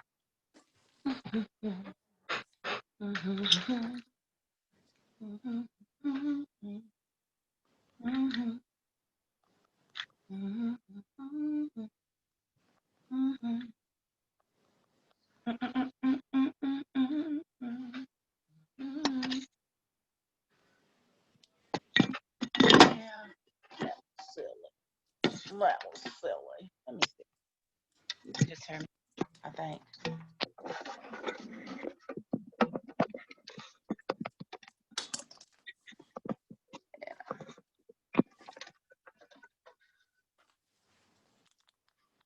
Okie dokie. Okay. Can you still hear me? I can. I just took my What's your name? I am. So I could plug in my actual charger so I don't die. I got things to say. Okay, so you said before we went and refilled our wine that you don't even know what to say about relationships. Why is that? People just, it's not relationships, it's people, and I will take accountability for the people that I have chosen to give my time to. Let me do that. So Okay. based on my experiences, I don't mingle with these humans. I don't mix with These humans. I like to take time with a person, like even in the getting to know stage or the dating stage. Like I don't have the patience to try to talk to multiple people, and that seems to be the thing. Oh yeah, you got to keep your options open, they say. Yeah, I like to be in the bed by at least 10 o'clock. I don't like my phone going off all the time. Listen, so to be trying to entertain multiple people, it just seems like a lot to me. it is a lot. It's often a lot. I see the beauty. I find like enjoyment in just getting to know and giving one person my time. It makes it more special for me. Right. So, that's something that I'm trying to learn, and I'm learning a lot about myself. I'm definitely learning patience. And I'm learning the beauty of being the opposite of what everybody else is and not doing what everybody else is doing. I am grasping being someone that everybody wants and not someone that everybody has had. Right. So that and shit, you just got to really take time for yourself. Once you know yourself, you know what you're not going to put up with. So I don't have to encounter 10 more people before I find somebody. So with that being said, I am giving one person my time right now. And I'm learning that I don't need a title, because that was something that's very important to me. I'm a person who likes to know what the next step is going to be. We need to figure it out or I'm not going to be able to do it. I've always been a runner. So she is showing me patience and standing in what I want. She knows that I'm not going to settle for what she wants to give me, but just like learning to just take things slow and listen and really learn a partner before you meet somebody, you're attracted to this person, y'all go on a couple of dates, Right. have a couple phone conversations, y'all end up doing it and it's good, and then y'all go together. You don't know what their triggers are. You don't know what their past trauma is. You don't know what their past is like. You don't know what their, how they move. You just ended up in this relationship with somebody, then you finding out all of the ugly stuff and you're not willing to put up with it. Yeah. That's why I tell people, I tell women especially, hold off as long as you can, because you're going to learn so much. Like, you would be surprised what 2 weeks will do you. Yeah. Just 2 weeks. Like, just 2 weeks. weeks. I promise you, 9 times out of 10, they would have said or did something within those 2 weeks to let you know that they're not serious and they're wasting your freaking time. And so you don't have to, but if you give it to them on the first night, baby girl, what motivation does he have to come back? You've already given him exactly what he wanted. He didn't have to wait for it. He didn't even have to ask for it. You just gave it to him. He bought you tacos. I mean, and dealing with men is one thing, and I give it up to the straight women, because when I had my little straight time, when I tell you I was just like straight people, I mean. They tell a straight woman that it ain't no different over there with the lesbians, except you got to fight them, because they say women fight a lot. But we have trained ourselves to believe so much shit. And because I've walked both sides, and I can tell you it's not easier dating a woman. It's actually a lot more on your mental. Because so it's not easier. Huh? We seem to always be more, take, relationships and love more seriously than guys. So I can Exactly, definitely see that. which makes two women dating, it's not easier. It's not easier because you have to put in a lot more work. You have to pay closer attention. I guess for me, it was like being with the guy, I expected certain shit. So it was like, okay, like for me, I always had commitment issues. So me dating a guy worked for me because I wasn't really around him that much because I knew he was probably out doing some other shit anyway. So that lifestyle fit my not wanting to commit anyway. I knew he was gonna piss me off or cheat or go be a thought or something anyway. So whatever, you know. Being with the woman, as a woman, I expect commitment. I expect honesty. I expect loyalty. With the woman, I have a lot more expectations. That makes it really, really hard when you know who you are as a woman and you're expecting the next woman to be just as honest and just as good as you, and they're not. So you take it as a harder hit. So don't come over to the side if you ain't got the thick skin for it. That's it. But now, shit, girl, I be a lousy lesbian because I don't like slimy. I don't like okra. I don't like anything slimy. No, I'm gonna be a terrible lesbian. Well, I Wipe it don't off. like okra. Wipe it off again. It's wet again. Wipe it off again. It's wet again. Wipe it off again. It's wet again. Yeah, you're gonna have to go. Wipe it off again. Wipe it off again. I'm not touching that. That's wet. That's nasty. I love my husband. Thank you that he doesn't feel the same way I do. But touch you not is what I would be. I've learned. They told me I would be a touch you not. Ain't nobody got time for that. Ain't nobody got time for that. I kiss your nipple. I kiss your nipple. That's all I can do, honey, because it ain't wet. And see, yeah, because then you would be with the stud, and they don't really, most studs or masculine presenting women don't really like that. So I couldn't be with one of them either. Coming out, I had a lot to learn. I thought that shit was textbook. I am a feminine girl. I date a girl who looks like a boy. They wear boy clothes and do boy stuff. I didn't even really go into the whole, like, what kind of underwear did they wear? Like, I didn't even really think it out. I just knew I liked women. That was all I knew. I didn't know what all went into that. When did you know? Let's see. So I came out at 18. After I had my daughter and I left her father, I felt like that was my time to live for myself. I didn't have to worry about whether or not my mother was going to accept it or, anything like that. So when I came out, when I say I hit the ground running, I hit the ground running. I was gay, poster child gay. I was gay. Gay. But I'm like super gay now. But like back then, I knew I wanted to be with the woman, and that was all I needed to know. That was it. So when I came out back then, it was all these gender roles, and there's still a lot of gender roles, and I hate gender roles because I'm a dominant woman, but I dress feminine. Some people might think I'm prissy, but I'm very dominant. So the way that I come off, you would think that I would be a masculine presenting woman, but no, I'm a feminine woman. But I like what I like, and I'm gonna do what I do. So when I came out, I put myself in a role. I date somebody that looks like a boy. That's how it was supposed to be. So the first girl that I got caught up with, she was a masculine presenting woman, but she still wore Victoria's Secret panties, and it fucked my head up. Like, I was like, this ain't right. It's not right. However, being 37, I can appreciate that. Because although you dress in men's clothes, you are still in touch with your femininity. And that's what I love about, I don't care what you dress like, how deep your voice is. If you still know you a woman and you can walk in, baby, that is the sexiest thing to me.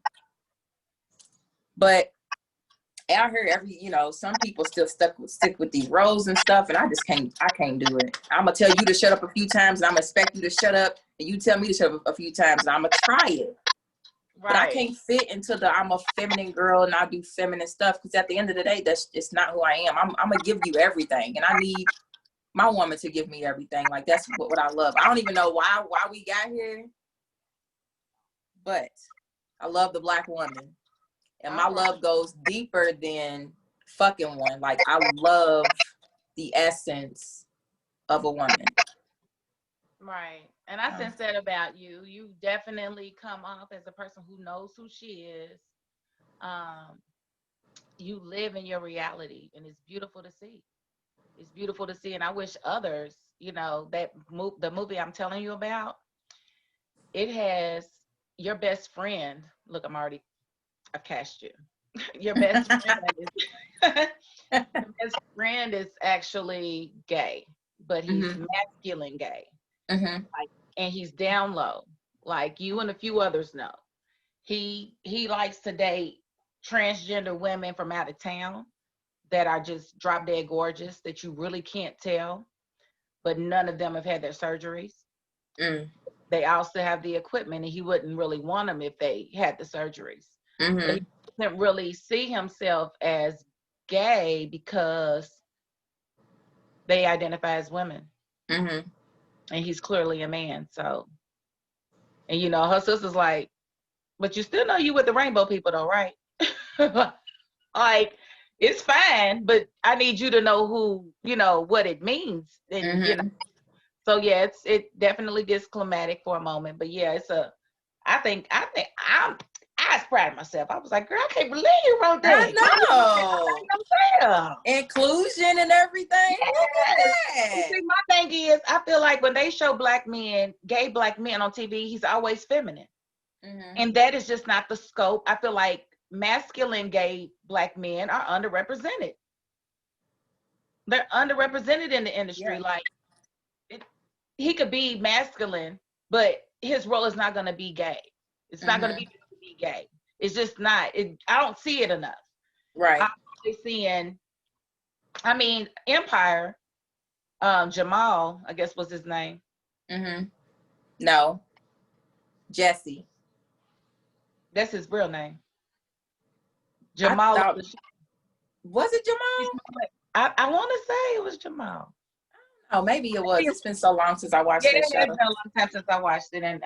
But I don't think he was masculine at all. He didn't wear dresses.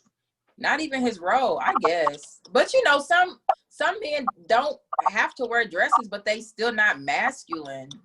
He didn't wear a wig, but he just wasn't masculine. Like, I'm talking about, I don't know if you on TikTok or not, but honey, you like one lesbian video or one gay video on there, you just get gay TikTok. And when I say masculine men with beards and everything, honey, in relationships together, it blew my mind because you don't see it. Right. Or you see it and you assume they're just friends. Yeah. No, that was boyfriends. And I was like, that is different. I'm for it. No, what's different to me, and it seems to be becoming more common, is trans women with trans men.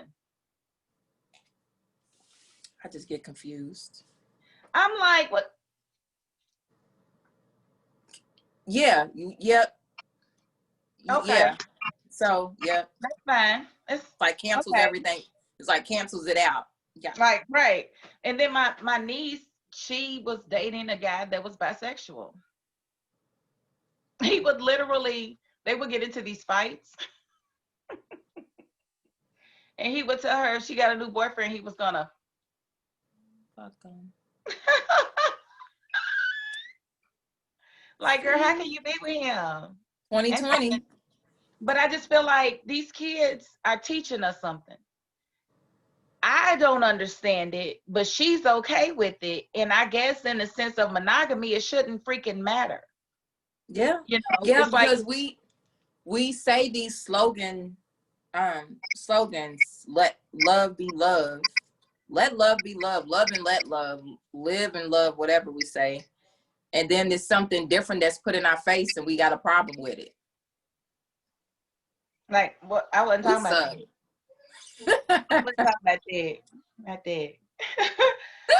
So I've always been fascinated with the lesbian lifestyle.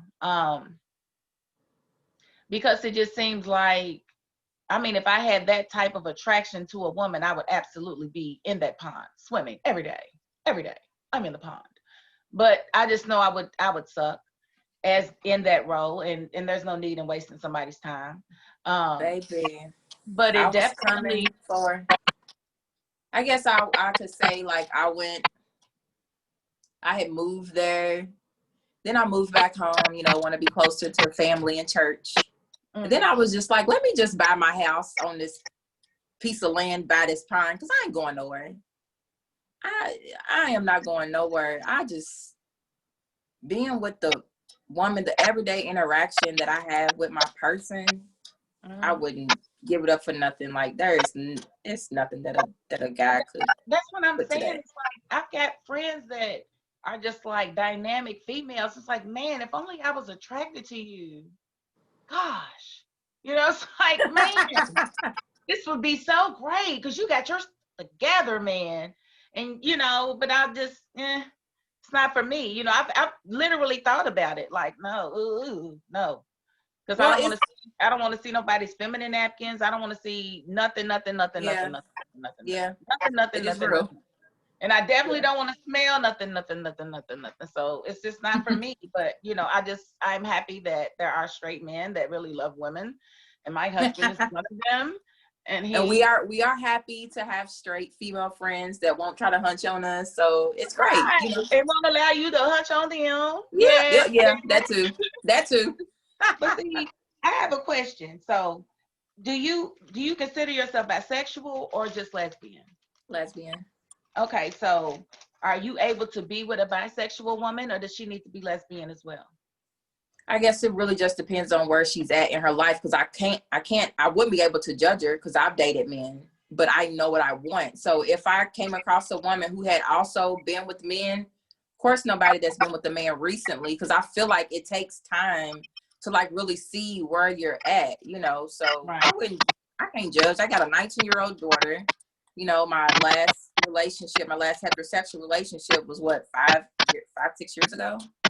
You know, and I've dealt with men since then. So it's like, I feel like a person has to have did it more than a few times to know what they want or what they don't want. So if she's claiming to be bisexual, but would I date her? Because she's like, it doesn't matter, I'm going to be monogamous with you. I guess that's where the trust thing comes in at. Do I trust that if we're like having an argument, you're not going to go jump on some dick? Right. Or if we separate for a little bit, or run back to the penis? Why does the meat matter? Because men are nasty. So it's like rolling around and trying to come back. Yeah, it ain't like you just going to mess with somebody. You're messing with that person, whoever they messing with. Like, it's you just gotta be. You have to be safe out here. Ain't nobody got no time for that. It makes sense when you say it.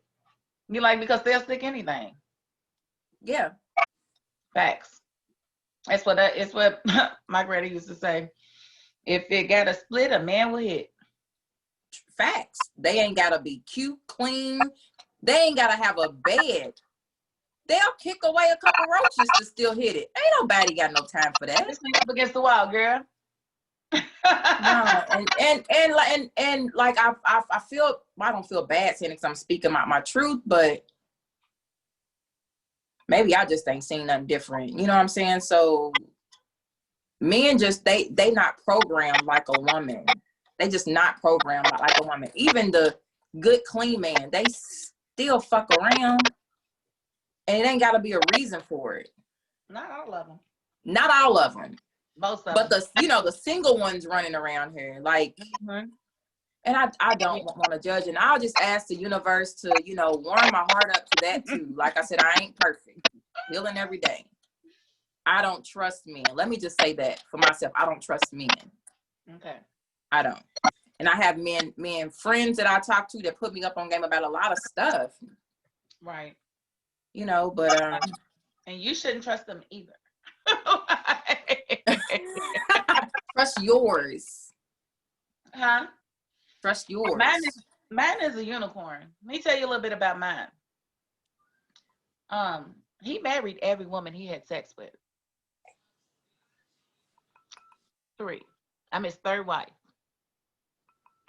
And I know it's true.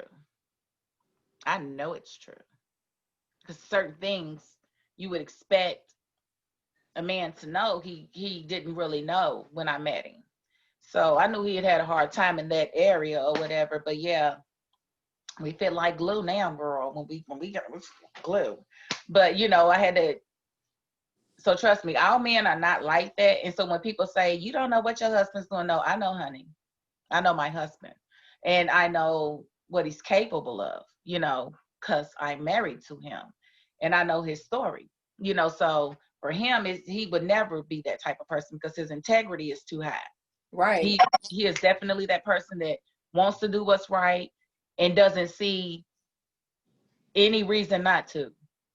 And that's the beauty of getting to know your person. Like I said, I have to take accountability for my views on men because I'm going off of the people that I chose Right. to deal with, you know. Because we think in our minds we know what we want, but we really don't, and we just keep looking. Yeah, I know for a fact I had no clue. No clue. But you don't know that in the moment. You think you know what you're doing. You think you're picking somebody good for yourself. Because he looked good. A lot of times we look at what he looked like, where he worked, where he drive. You know, things like that. You cannot determine a man based off of those things alone. He can make $200,000 a year and be a piece of crap. Listen, I had dated women for about 10 years. Mm-hmm. After my last serious relationship with the person that I was with, I just felt like God was punishing me for being a lesbian. Like, there is no reason you would send a woman on this earth to do me that way. Let me start going to church. Got back in church and I was like, maybe I should just try to date a man. I was like, maybe men have evolved over these years, you know. Monkeys evolved, they started standing up and the fingers look normal. Maybe men have evolved into something else. Right. So a girl that I was friends with introduced me to this guy. And like I said, I started back going to church. So I thought I was doing the right thing. Paying attention to certain things, asking certain questions. He looked safe. He looked like he wouldn't hurt me. He was geeky kind of looking, had on some tall socks, some cargo shorts, and a polo shirt. And his nose sweat when he was flustered. And he was light skinned. He was just out wrong. But he seemed right. He seemed right. He seemed as close as I would get to dating a woman, being a man. That's how safe he came off. Wow. Complete opposite. Fuck my life up. This ain't for me. Fuck my life up. So, you know. And the church lady introduced you. Girl, listen, the church lady. You're not even gonna go there. I'm not even gonna go there.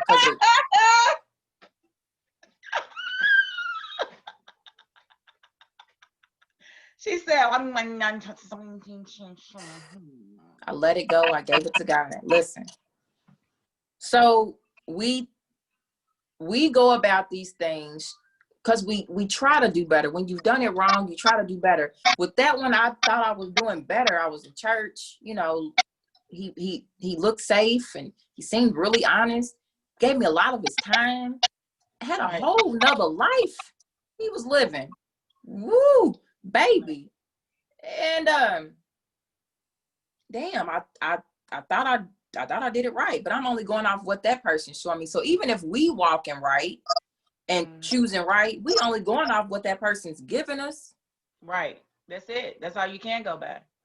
And sometimes they might not never show you what's wrong. Sometimes it's gonna take somebody to send you a message on Facebook to tell you that they living in a house together, got a baby on the way, and sheesh, you know.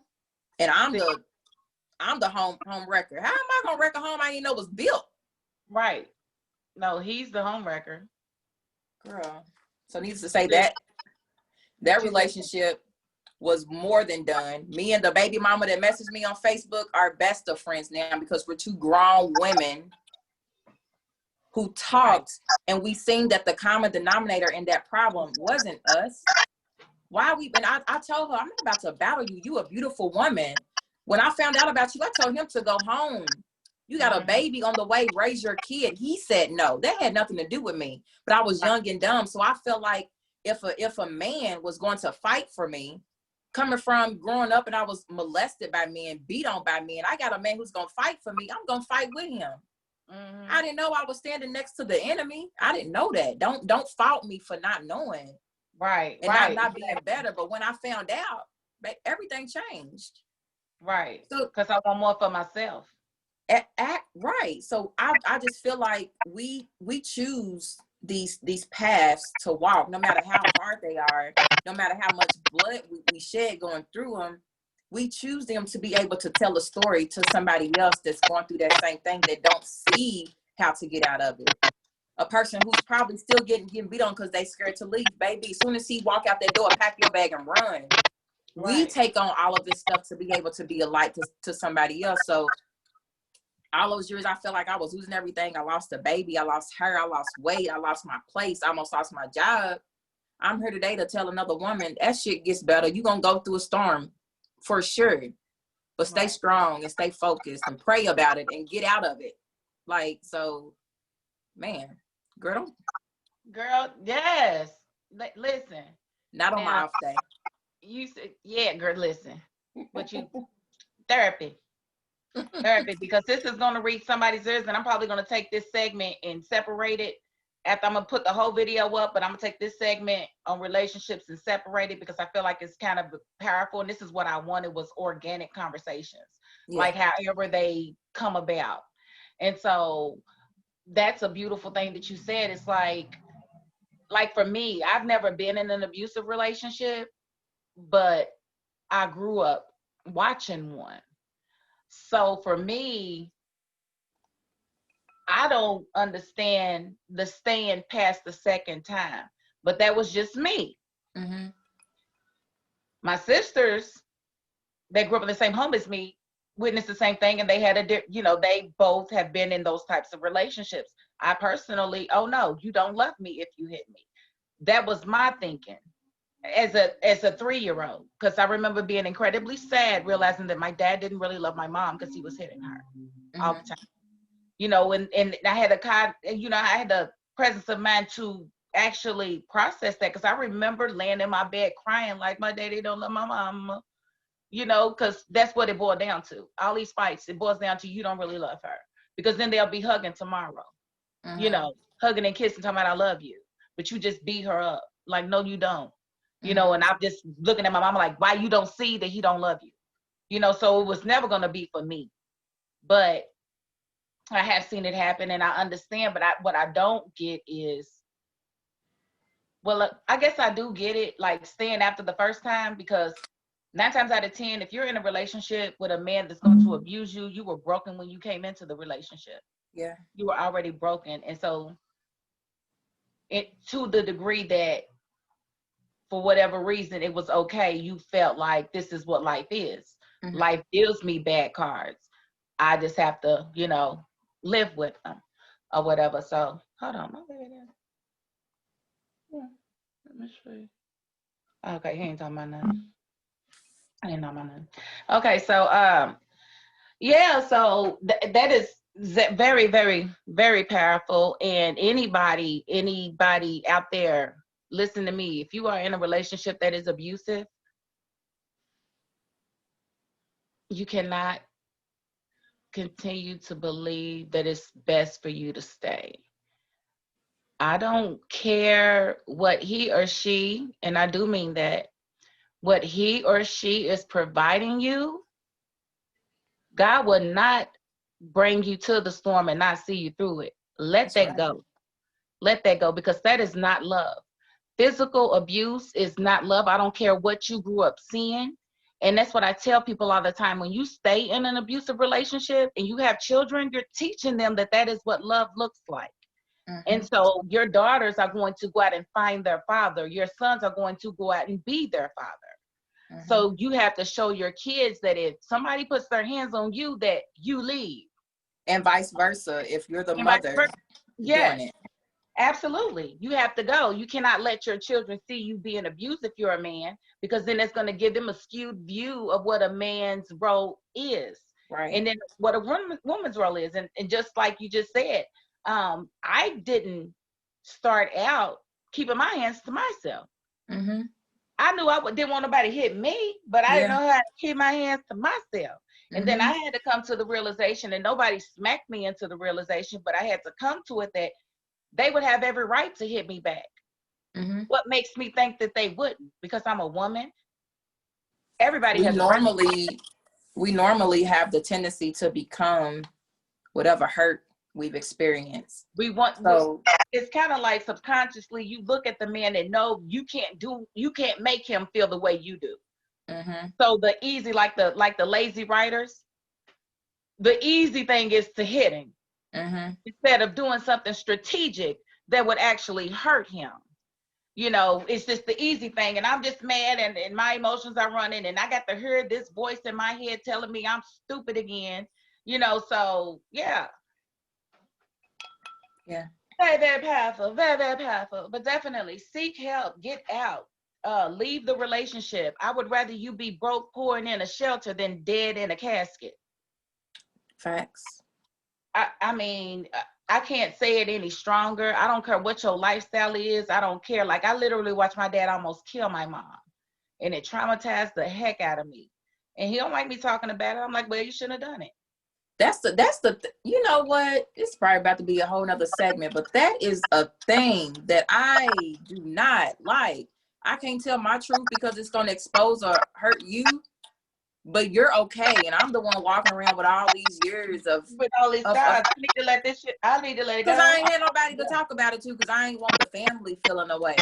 At the end of the day, this is the shit that happened. Accountability is a beautiful thing. Accountability, that it allows you to talk about the shit and at least say I'm sorry, or say I didn't know any better, or say that I was not shown any better. As a 37-year-old Black woman, I forgive my mother because I know that she didn't see any better from her mother.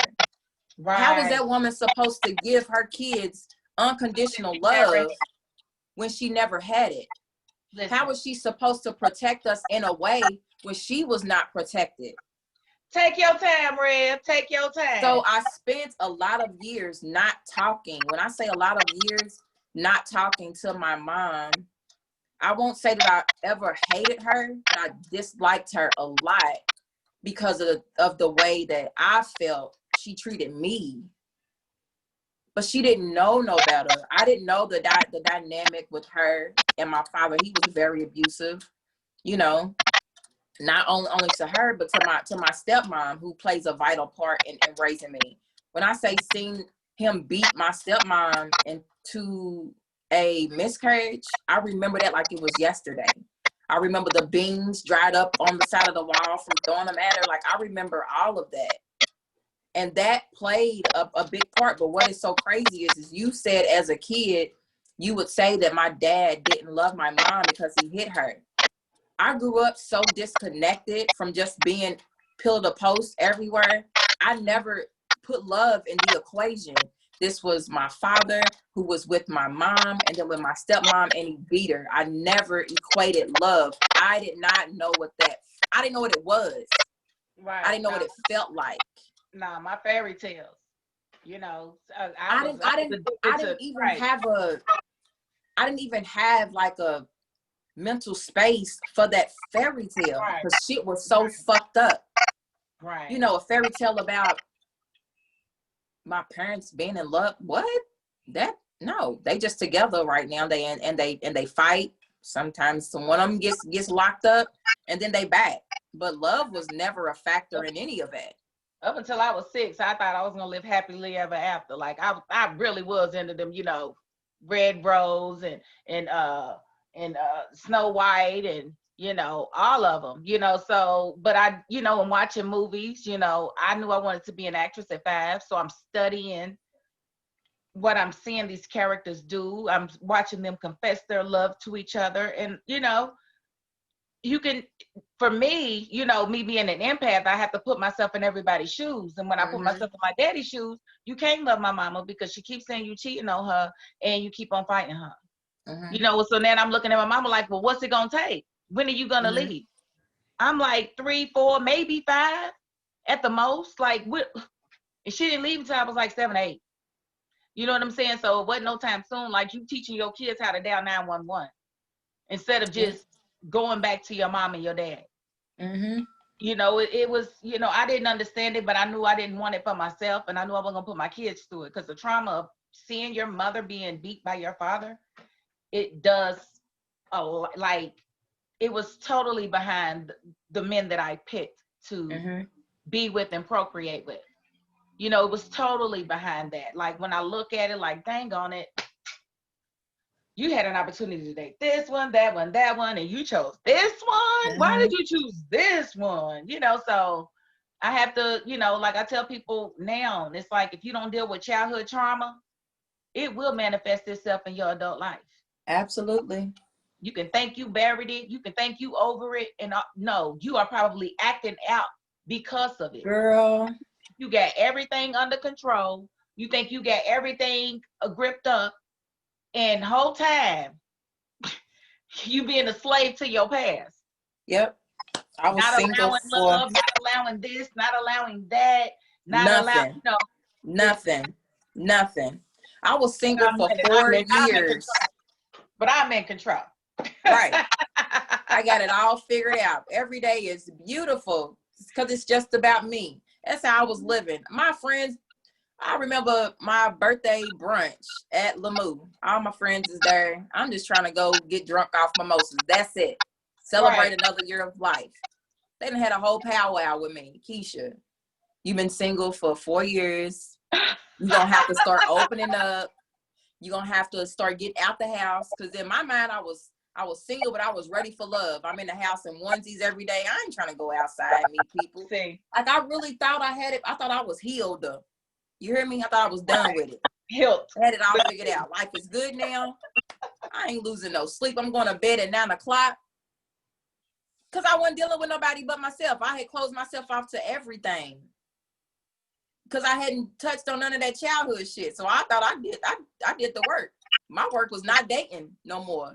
I let somebody in. They showed me the ugliest parts of me because they was ugly themselves. But I seen myself. All that hurt that they was experiencing and projecting onto me was who I was hiding anyway. Let me try to be perfect for this hurt person. But they just showing me how hurt I am. Ooh, it was ugly. That was an ugly karmic relationship that the universe gave me to tell me to sit my motherfucking ass down. You ain't got it together yet. It's out for a reason though, right? It definitely was. You know, a lot of people come out of situations like that and they just, all they got out of it is that he dogged me. He did wrong. He drugged me. You know, he did me this, he did me that. Never asking themselves once why they took all that. You know, what made you take it? You know, and when my friends call me, they know what they're going to get. Because I'm all about acceptance and accountability. Because what we can't control is what he does. What we can control is what you do and how you react to what he does. You know, if you feel like y'all's relationship is supposed to be monogamous and you're being monogamous with him and he's not being monogamous with you, why would you stay with him? If that's a requirement in your relationship, you're teaching him that it's okay if he's not monogamous all the time. You're teaching him he's going to be on a 2-day punishment and then you're going to let him right back in and he'll have to learn your new number. You know, you've taught him how to treat you and he's going to weigh it every time he decides to cheat. Do I want to be away from this girl for what, 2-3 days? Do I really want to have to change my contacts? And yeah, I'm gonna go on and hit it. Let me go on and do this. You know, and you're gonna because you're gonna put up with it. So I tell people all the time that have these, you know, 8, 9, 10-year relationships where they done cheated back and forth 5 and 6 times. That's not love. They're never gonna be right for you. They knew all that stuff about you and about your past when they decided to cheat on you. You're not the one. Don't try to force it. There is someone out there that they will be right for. It's just not you. that'd be hard to come by because, like, shoot, me, I was a cookie cutter female where I could cookie cut almost anybody into a relationship. You know, he didn't have to be XYZ. I can figure it out. You know, I just need him to be right with me. You know, I ain't never dealt with somebody I felt like was a cheater. Not gonna do it because I have WAP. And one of the good things about having WAP is I have my pics, and I'm not messed up about no penis. So if you want to go out here and get some strange cooch, and I've been turning down penis, oh no, honey.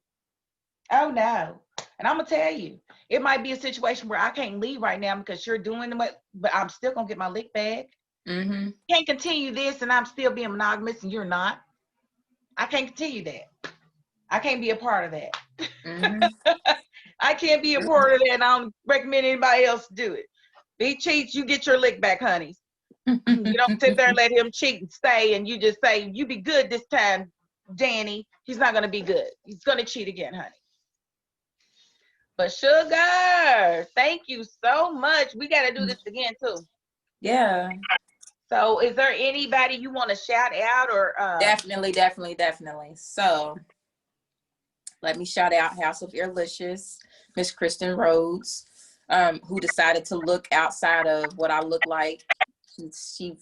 She said she wanted to reach out to me years prior, but I just looked so mean. She was like, I just wanted to reach out to you. She's like, because everything else just started to just unfold, watching me grow. So she reached out, and now we are collabing, and it's a beautiful thing, you know, with her clothing boutique. So huge shout out to her. Shout out to Ancient Aura Jewelry, a Black-owned company that took a chance on another Black girl to put on the team. I love what they stand for. Another shout out to Miss Ray Shonda with All Is Fair. Her boutique is magnificent. So shout out to her. Shout out to myself. Yeah. Shout out to my business, Shop Anatomy. Check me out. Shout out to my daughter. She's pretty fucking great. Yeah. And shout out to you. Oh, thank you. For this role you about to be playing, girl. I know. I can't wait to read the script. Her name Kelly. Kelly. Yeah. Okay. Yeah, her name Kelly. She cool. But yeah, it's called 7 Questions, and I think you're gonna love it. That's dope. Yeah. That's dope. 7 with the question mark and then the Yes. 7 questions. So yeah, it's cute. I'm like I said, I'm proud of myself because I was like, oh yes, that should happen. Yes, looking forward to it. But yeah, and then I want your opinion too, because like I said, I'm trying to be inclusive with this character. So I need your input on what you think happens with them if you think it's plausible. Because again, everything I'm doing, I need it to be plausible. I don't need anything looking like it's just thrown in there just to be thrown in there. Okay. So I definitely want your input on that. But I want to thank you again, Miss LaKisha. You have been beautiful. I knew you was going to put me on a vibe, and I'm on a vibe. I'm about to interview Cecil Kirby, and I am so on a vibe. So that's what's up. Yeah, I'm 5 minutes late. He'll be fine because he's days late because this is the reschedule. So we good. But I sincerely appreciate you, Dollface. And again, like I said, I'm going to post this video, the whole one, but then I'm also going to post clips because we got kind of deep today, and I love it. Okay. All right, my love. So all right. Rest of your day. Okay, you too. Send me the names of the businesses so that I can put them, you know, where you got your crystals, because I'm gonna want one of those too. Okay. So I'm gonna put them in the description. Okay. All right, my love. Thank you. Right. No problem. All right.